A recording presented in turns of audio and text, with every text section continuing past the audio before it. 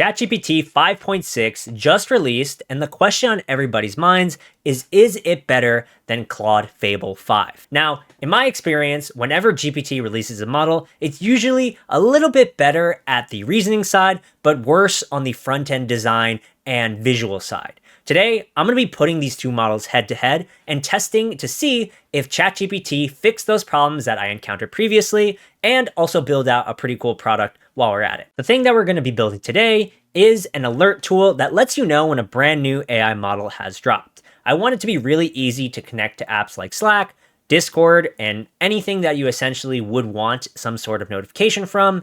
And to do that, I'm going to be using both Fable 5 and GPT 5.6 to build them at the same time.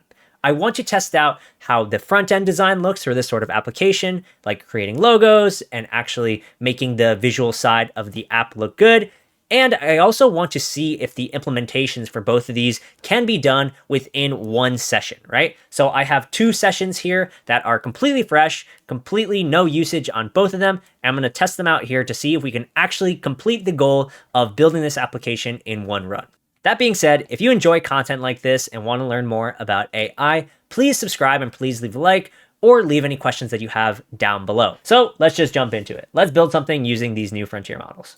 All right, great. We have now these two frontier models going head to head, helping build a web application that you can connect to Slack, Discord, anything to help you figure out when a new model is releasing, and it'll just automatically bring you all that information right away. So I want to ask both these models to do that exact same thing. I don't want to plan it. I just want to do a /goal and get it built and publish it and actually allow you guys the chance to try it yourselves. So let's see it. Let's see what Frontier Intelligence can do. The first thing I want to set up is a /goal for both of these.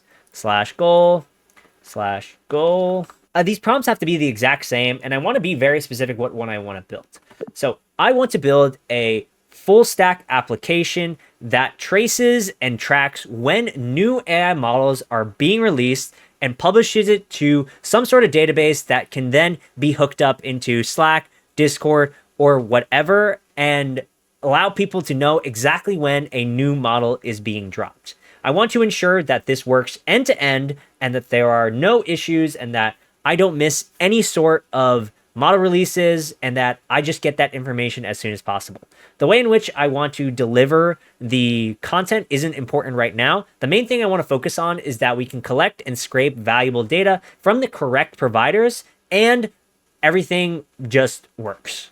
That's a little bit of like a kind of a big prompt, and it might ask me some questions as I continue to go along, but I think we should be fine. Also, it looks like the reasoning I put for this is high, or this one's low default. I'm going to turn this on to high just so I guess we have the same standardization so nobody in the comments can complain. So let's just let these models rip. Let's give them a shot. I really want to see what they go out and build. It looks like GPT 5.6 has already the advantage by being the first thing to respond. If you didn't see in the release, it turns out that GPT 5.6 is actually almost 2 times as fast as Anthropic's Fable 5 when it comes to actually getting that first token out and actually getting things done in a more token efficient manner. I really appreciate that sort of token efficiency because to me, it doesn't matter if your model can get to the end goal of something if it burns hundreds of $1,000s in tokens or like a ridiculous amount of tokens. If you look at Sonnet 5, which was Anthropic's most recent like middle of the road model release, I think they really didn't do a good enough job in terms of optimizing the token spend on that model. But in terms of how GPT 5.6 is doing, like I really think they focused a lot on that optimization because token maxing is no longer a thing in my opinion. It's all about token efficiency and making sure that you can actually get valid outputs out of your AI agents. So while I'm letting that cook, I'm actually gonna be messing around with my Raspberry Pi over here. If you guys have any recommendations on how to set this thing up and how to use it to block ads on all your machines, I would love to figure that out because right now, I'm a little bit of a loss, but we'll figure it out as we go along. Well, all right. It looks like these two models both finished with the new GPT 5.6 model finishing at 9 p.m. when Claude Fable 5 finishing at 8:52 p.m.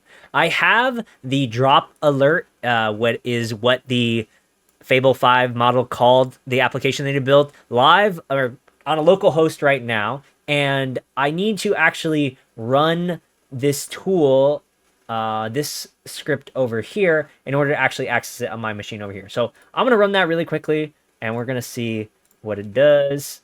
Okay, here we go. Open in browser. Let's check them out side by side. All right, so it looks like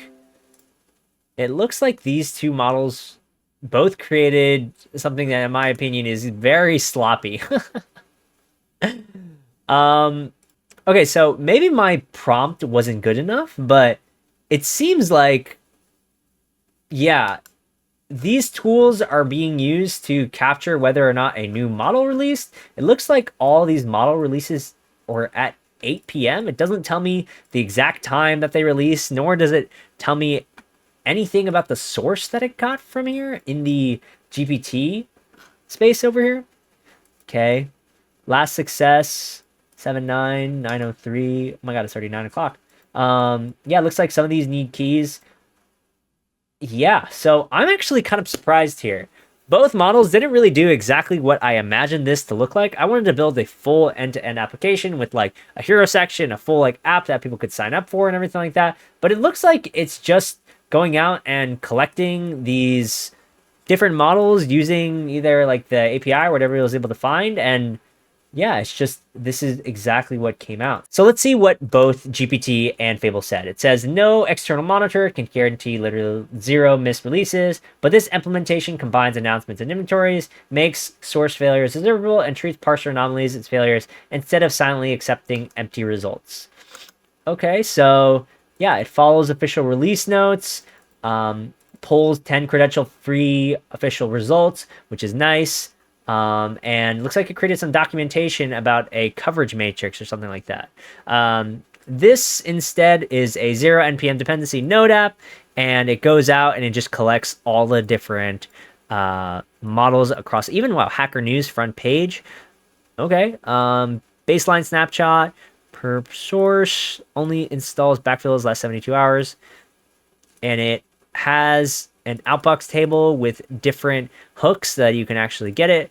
Okay, so a collector that fails 3 pull rows creates an alert to the same pipeline. So a silently dead source reaches Slack 2. Okay, it looks like the Fable model actually implemented this a little bit better, but let me see. Pulls 10 credential free, same thing like this.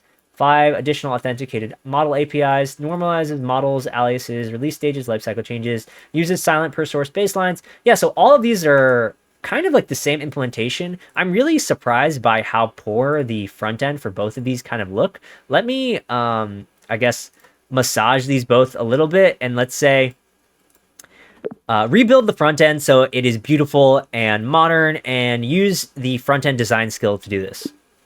All right, everybody, it looks like the model's results have just came in, and over here we have the new GPT generation, which, although is very card heavy, I think is actually pretty nice looking. I really love how you can filter between different levels and different model releases. That's really nice. And it shows you have a connector network and everything like that. You can actually go into an API Explorer and check all the different APIs. That's awesome. Love that. That comes pre-packaged.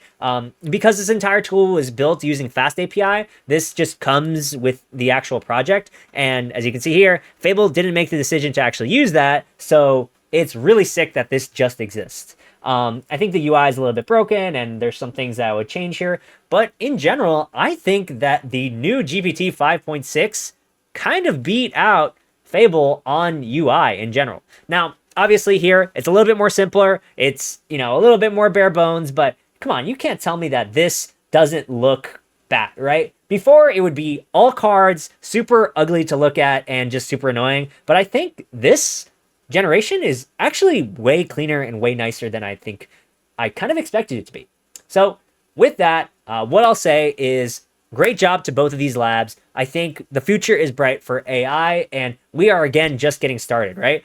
This isn't exactly what I pictured in my mind of what I wanted it to be, but hey, from the top, in just 2 prompts, we were able to create something that probably would have taken somebody weeks to build or a really long time to build. This is something that I'm going to be implementing as a real project eventually. So if you're interested in learning more or figuring out how to get access to this project, I'll leave 2 GitHub links in the description down below. All right. With that being said, Thank you guys so much for watching. Let me know what you think about the new GPT 5.6 model or the new Fable model in the comments down below. And I really, really appreciate you guys for watching. Peace.